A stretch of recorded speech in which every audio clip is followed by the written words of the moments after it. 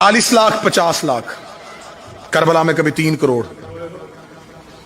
पूरी जिम्मेदारी के साथ जुमला कहने लगा हूं, नफसियाती जुमला है, मेरी तारीफ फरमा मुझे मेहदी साहब।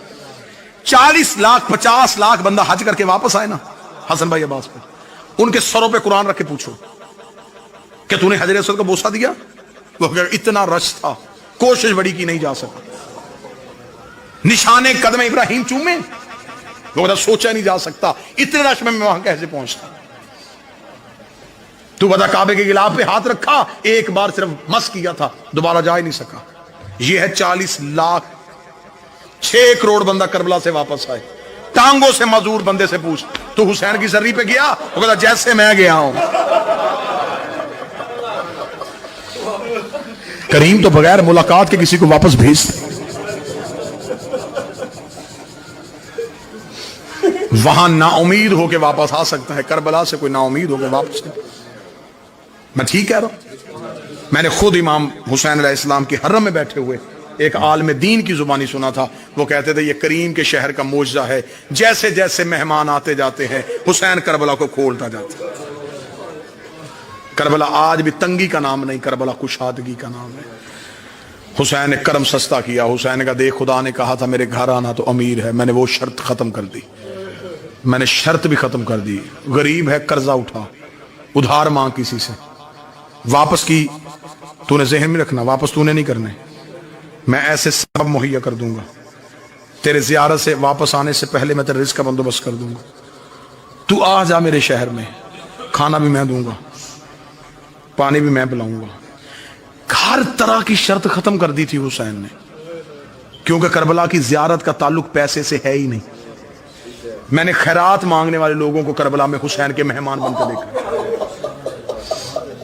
करीम करबला ने कहा मैंने तो हर चीज खत्म कर दी थी, तू फिर भी नहीं आ सका। हुसैन ने कहा चल तू नहीं आ सका, मैं तेरे लिए करम और सस्ता करता हूं। तू मेरे शहर नहीं आया, मैं तेरे शहर में अपने घर बना लेता हूं। मैं कोई कसरे अब्बास बनाऊंगा, मैं कोई कसरे अली अकबर बनाऊंगा, मैं कोई गुलशन ज़हरा बनाऊंगा, मैं कोई दरे बतूल बनाऊंगा। ये जो घर है ना, जिस घर में हम बैठे, ये किसकी मलकियत है? हुसैन की। मौला फरमा तू मेरे घर नहीं आ सका, चल मैं तेरे शहर आ गया। फिर ऐसे करते हैं कि मैं अपने शहर से अपने घर आया करूंगा, तू अपने घर से मेरे घर आया कर, थोड़ी देर इकट्ठे बैठेंगे, तू सुनाना मुझे अपने तकलीफें, मैं सुनाऊंगा तुझे अपने दर्द। करीम कहते फिर तेरा मेरा हो जाएगा रिश्ता मजबूत।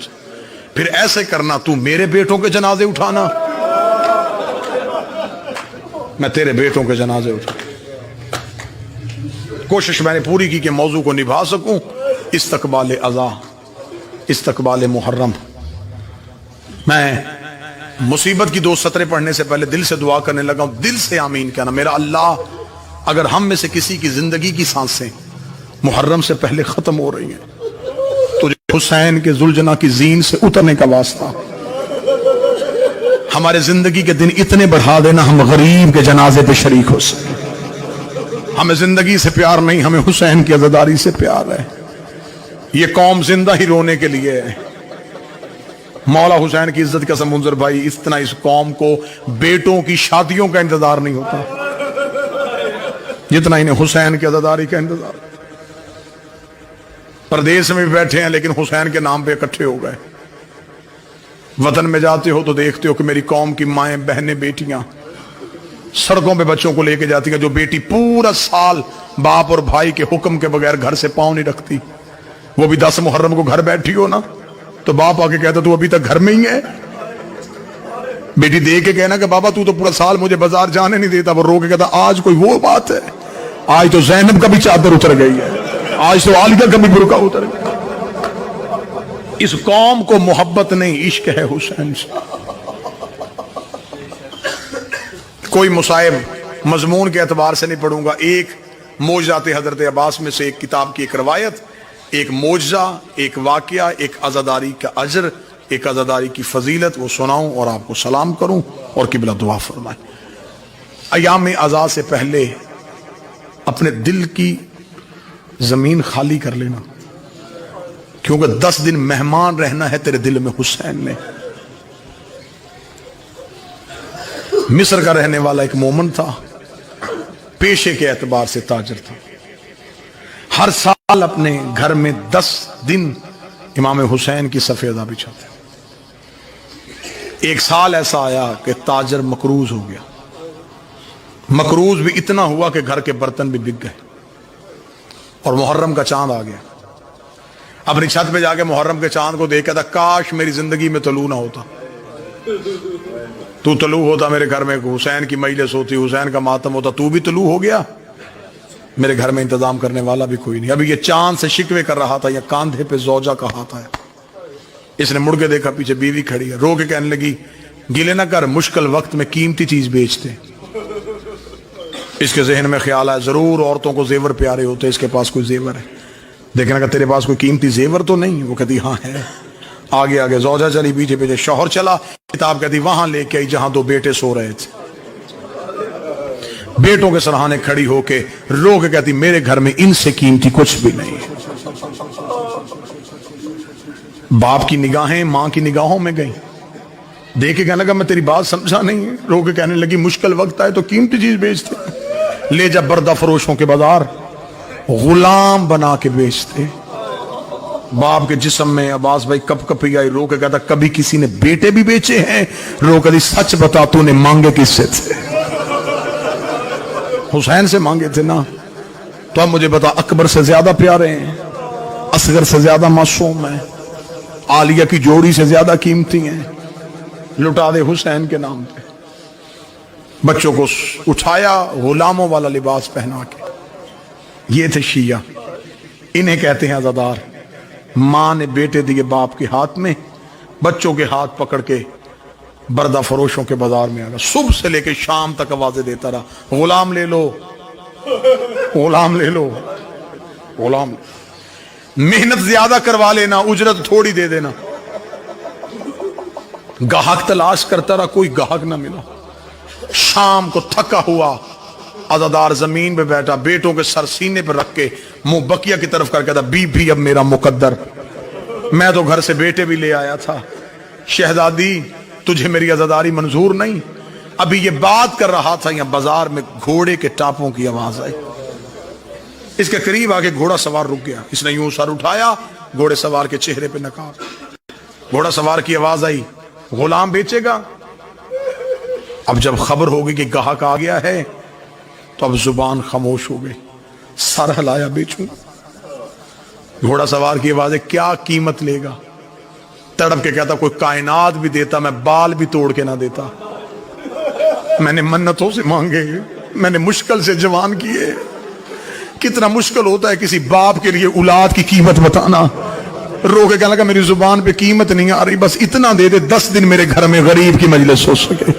اتنا جملہ کہنا تھا. یہ گھوڑے سوار کی آواز آئی, وہ سامنے گھوڑے پہ تھیلا, تھیلے پہ دینار ہے, دینار اٹھا اور اپنے بچے میرے ساتھ گھوڑے پہ بٹھا دے. دینار اٹھا, بچے گھوڑے پہ بٹھا دے. دینار اٹھا, بچے گھوڑے پہ. جو بندہ بیٹھا ہے اسے خبر ہے کہ محرم آنے والا ہے, وہ سینے پہ ہاں ضرور مارے گا, ہائے ضرور کہے گا. جب گھوڑا سوار کی آواز آئی دینار اٹھا اور اپنے بچے گھوڑے پہ بٹھا دے, اتنا کہنا تھا. چند قدم پیچھے ہٹ کے کہنے لگا میں کوئی قرضہ تو نہیں مانگ رہا, بیٹے بیچ رہا ہو, اتنی بھی امیری کیا تو پیسے بھی اٹھا کے نہیں دے رہا. گھوڑا سوار کی آواز میری مجبوری ہے, میرے ہاتھ ہوتے میں تیرے بیٹے ہاتھوں سے اٹھاتا, میرے بازو ہوتے میں تیرے لال سینے سے لگاتا. او میری مجبوری, میرے ہاتھ نہیں, میرے بازو نہیں.